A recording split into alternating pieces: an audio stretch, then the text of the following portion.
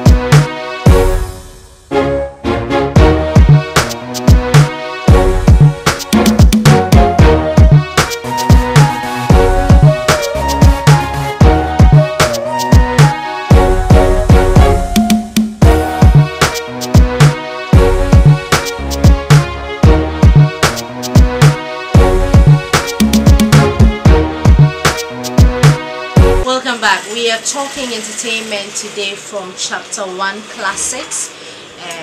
Chapter 1 is right here with me. Wow. Hello. Welcome to the show. Thank you, my pleasure. How are you doing, Chapter 1? By His grace, I'm okay. How are you too? I'm good. Are you nervous? No, not nervous. Not at all. You've been to Nigeria and back, so you're feeling nervous. That's what we are. By His grace, we're trying.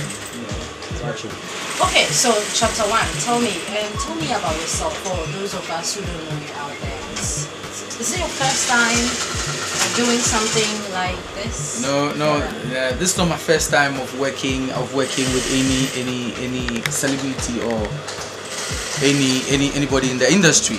I started my profession at Kapade Polytechnic some 5 years or 6 years ago.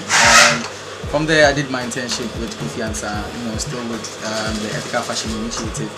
I got a chance to showcase in Milan. I showcased some of my works in Milan. That was the IED fashion show in Milan. And I've done a couple of shows here in Ghana for the French embassy, the German embassy. A lot of all these people who are really interested in promoting African fashion. I work with a lot of the Ghanaian celebrities, like you already know. I am into stage costuming. I designed the stage costuming for Saturday, for Ghana Music Awards. I do for I get them Queenie video. I've done B2.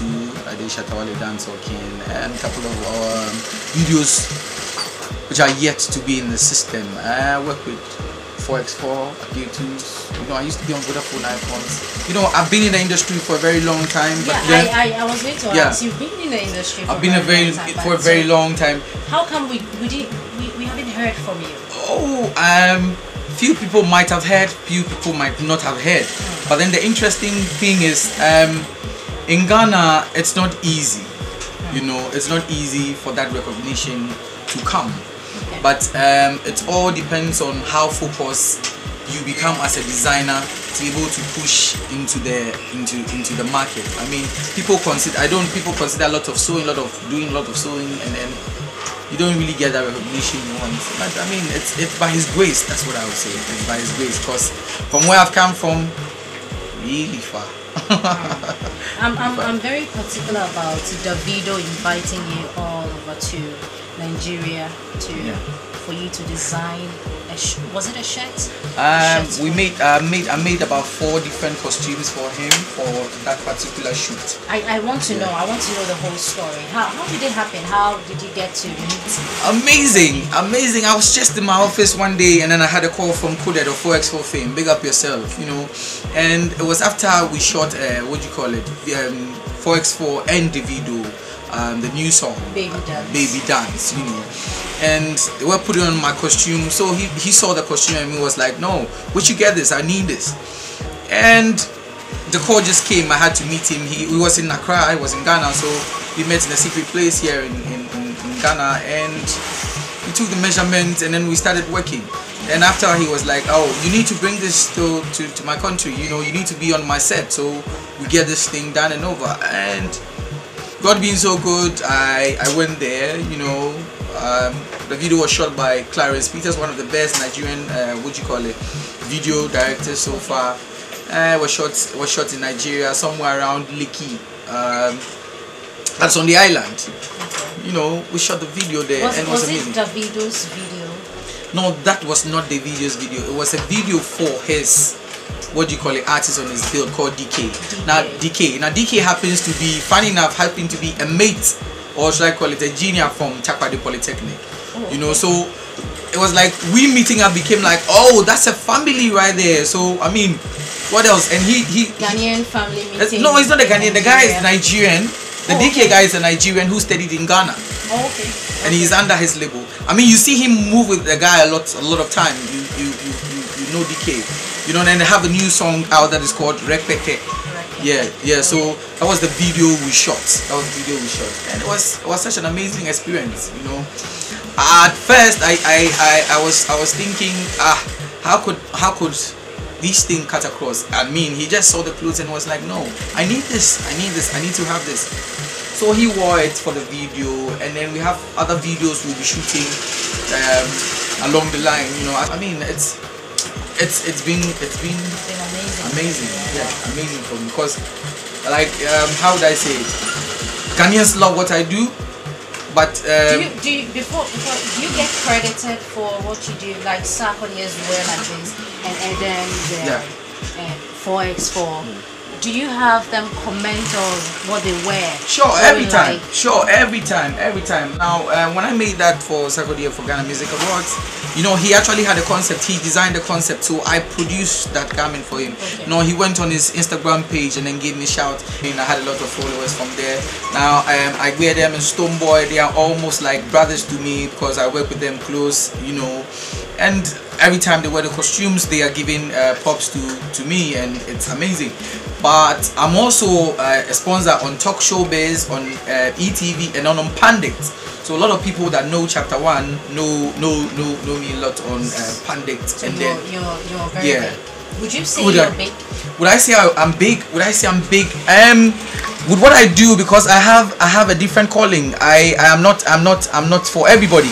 You know, though I'm for everybody, but I have a calling, I have a mission, and my mission is to make sure that Ghanaians understand that we have wonderful talents here who are doing amazing job. It's just that we are not getting the right investors, we are not getting the right people to motivate us, you know, to do whatever we are doing. But at the end of the day, when we push and push, that's when the investors come. So when the investor is coming to you, then the investor should be ready, because it's not easy to push out there for you to get all these recognitions by a lot of all these superstars, you know, who really believe in the brand. And I thank God that every time I work with a celebrity, he believes in my brand, he believes in what I do.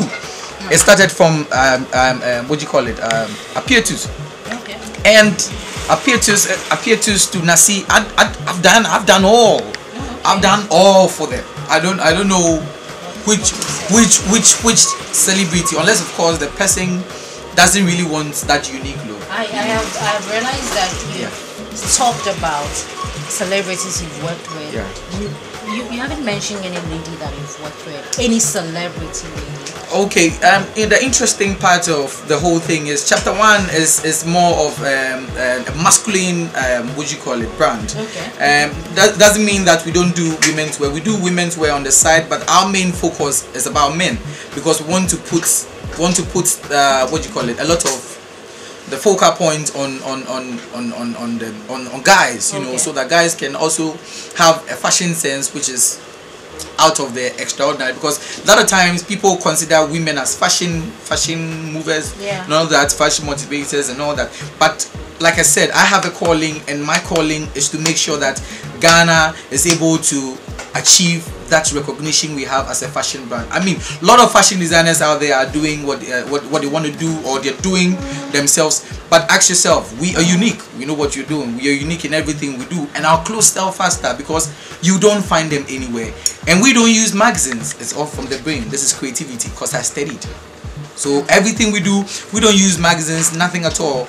We do it straight from the mind. We don't have no copycats, nothing. In Ghana, what we see here is a lot of copycats going on. People have magazines in their shop, take this idea from here, take this idea from here, put them together, and then they put them together, they put it out there, and they say that's designing. No, that's not designing. That's designing is deep sense of thought. That's what my godfather taught me, the late Kofi Ansah. You need to think deep into whatever you're doing, making sure you're considering your clients wherever the costume is going to and all. You know, that's what we consider when we're doing designing. And it's been an amazing experience for the past 6 years that we've been in the industry. I mean, for the people that know the Chapter 1 brand, you know what I'm talking about.